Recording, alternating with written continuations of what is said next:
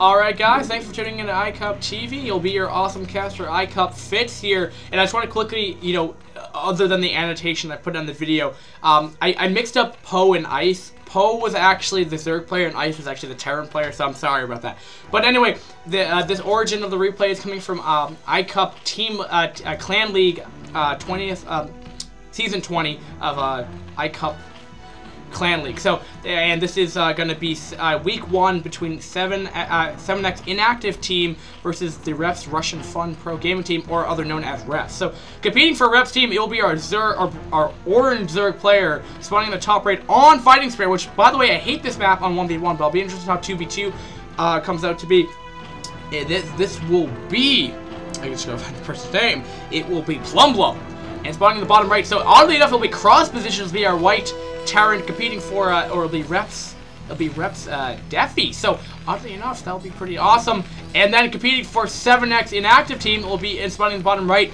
Now that I actually know the guy's name, it'll be 7X's JustIce, or I'm just gonna call him Ice because his color's like blue and it looks like ice. And spawning in the top left, again, it will be cross positions for the teams.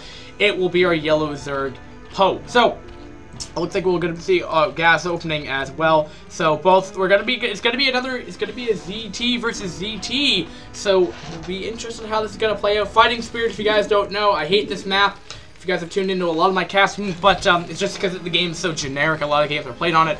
But beside the point, you see your natural is pretty easy to secure, and your third's pretty easy to secure. And you'll see in 1v1, you see this walled off. 2v2, I'm a big nub, so I really don't know. So hopefully I can improve my 2v2 casting at least. What I saw last game in ZT versus ZT, Zerg Terran versus Zerg Terran, in a mirror matchup like this, you see, what do you see? You see Goliath, you see like mech play, like you see Goliath, you don't even see vultures that much, you see Goliath, and then like you transition to tanks as well. And then the Zerg will go Zergling opening with speed, with sometimes an expand or whatever, and then that will go into one base meta. So you don't really see a lot of fast expands coming out of either player. This map might be different though. That was Python, so you might be seeing differently. Overlord, pinging out that, and we're seeing actually more ping action happening over here. But we're going to be seeing Poe is going to be seeing out 6 initial lings over here. Now to his opponent's Zerg player, to the Zerg opponent. So. Will he be ready though? He will be having his own 8 lings ready for this though, so I don't think it's gonna do too much. And I guess it's just Zerg on Zerg. I don't know why the position's like this. I don't think Fighting Spirit's like the best map for 2v2 just by like how do you defend your opponent from an attack? It's like cross position rushing. Like it just doesn't work. But we're seeing though at the same time though, he will have a nice arc on his ramp, so there's no way like a link counter push is going to be going on. Counterattack's going to be happening over here. But at the same time, defi will be scouting the Zerg opponent's opposed base, excuse me, and we'll be seeing that lair into nothing out of the really ordinary. But Lings are going to try to make their way up here. But I think Poe has enough to break through this. No, maybe not. I thought he was going to be able to break through that, but 4, 8, 9. No, he actually has more lings, but I think there's enough of an arc right there that it actually doesn't matter. But he's actually, I was saying, like, he's trying to exploit the fact he's bringing in healthy lings to take out the weak ones and then, micro back. But not a bad way to break an arc if you wanted to try to break through it. But we will be seeing vultures this game, but no, like, we're not seeing any kind of, I wouldn't be surprised to see an armory come up pretty shortly for coming out of defi right now. And double factory, and that is an armory, so we're seeing a faster armory coming out of ice compared to defi. But I really don't know. I don't think there's really a strategic build. I don't really know. I really should say that. But the Spire will be coming out for Plumbum right now, and looking at Vulture hats coming out of here, but without speed, they don't look nearly as awesome. But a nice patrol micro coming out of here, but Lings are gonna try to make their way over here, but he's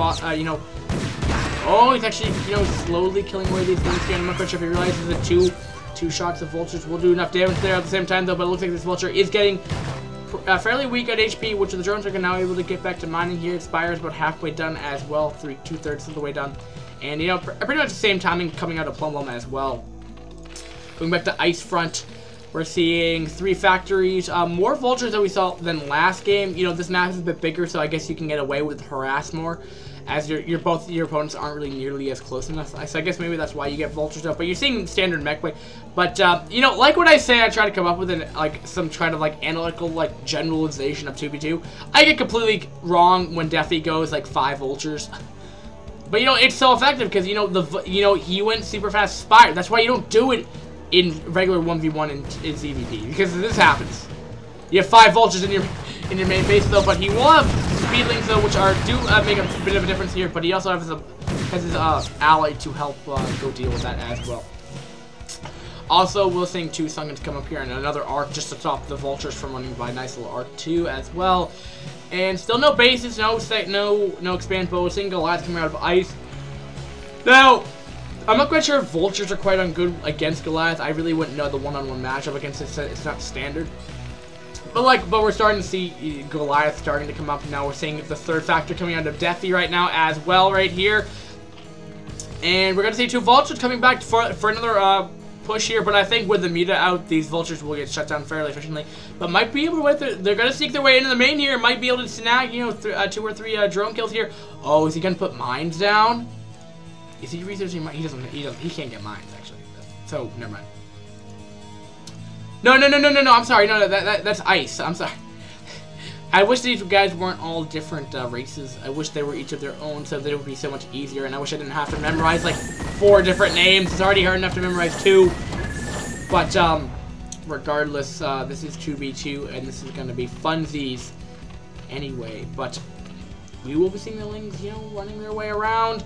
Will they be able to grant their way of victory? Doesn't matter. But Goliath are going to be making their way down here as well. Now, will it be enough though? That's going to be the question. Is there going to do enough damage? Goliath on Goliath. But he's going to bring in his Lings in here. Lings will be very, very effective against Goliath, but the Lings aren't going to be able to get in there in front though. I don't know why he wouldn't first without the things. And I'm not sure going in with Muta is a smart move, because they have do insane amount of damage. But anyway, he's going in with the Lings here. Will it be enough though? Plumbum's not really reacting in time though. He's trying to send over his air fleet, but will it be enough though? Not quite sure. Ice is going over here as well though, and it looks like he's satisfied with the damage he's done. He just want to go up that ramp, but he's just making sure that he doesn't take an expand. Making sure that they have map control. Same time though, Plumbum has a good amount of Scourge right here, and gonna be picking up any kind of reinforcements coming out of Poe's base right here, and might even snagging off a couple Overlord kills if he likes to with the Scourge. But I think that's just more for Muta, for the Muta, but. Ice is going to be trying to bring in reinforcements at the same time. Also, defi is going to be coming in as well. Trying to come up and do some more damage here. But there's just a lot of drones are falling down right now as well, coming out of Plumbum right here. And I definitely think, we're seeing another. I think right when the drone count goes down, I think we just see an instant victory, or an instant. It's gonna be hard back because now your partner's handicapped. Put back, and they'll just attack you, or they'll attack your weak opponent, which means you're out of position now. They're gonna attack your base like this, right now. What does he do? He can't do anything. SCVs don't do good against Goliath, but they're gonna do it anyway. But there is a couple more Goliath here to deal with this though. But just completely getting vaporized anyway. Trying to get the range upgrade right now, coming out of what's his name? Ice right here. I'm sorry, and that will get up. Did they get the cancel on? I don't think he will. I don't think he's paying attention at this point in time. I think they realize this is game over right here, but they're going to go for it anyway in something but lag from the Russians. But I think they're going to get cleaned up right here. And yeah, that is definitely Russian or some other language that I don't even know what it is. But the Goliath are in the base, and Poe has only 4 mining drones right at the same time here, and we're looking at 67 supply to 43, and 19 supply of the Zerg compared to the 44 supply of the other Zerg. So I definitely say that Team Reps is in the lead right here, and I see how it's very, very difficult, and I take that back. I was gonna say it's gonna be very difficult for them to come back, but we see them leave anyway. And what we just saw was out of position. That's really all that was wrong with this game. They went in for a push with the Muta, got some drone harass, and those drones are really going to matter. Like in ZVZ, any kind of mirror matchup, it just puts you better further in the game, and that further in the game means that you're not going to be able to produce as many units. And also, not to mention, now that you have Muta in the base, now they've killed off a couple couple drones. Now, either you keep them in the base and they kill off all your drones, or you send, or your teammate tries to come and help you, which makes them out of position, which means their main is susceptible to a counterattack, which means then you pretty much lose. So it's really hard to deal with that. Once your ally is really damaged in this, you're kind of messed up unless they both end up, you know, killing off one partner at a time, which I guess I've seen sometimes in 2v2, but, you know, it doesn't happen that nearly as often. But interesting game. Like I said, I don't think, you know, Fighting Spirit is the greatest map for 2v2, just because the rush, like the distance to help out your opponent is too great. And cross positions with that as well, like that's just asking for like a terrible 2v2. Like this is not a good 2v2 map.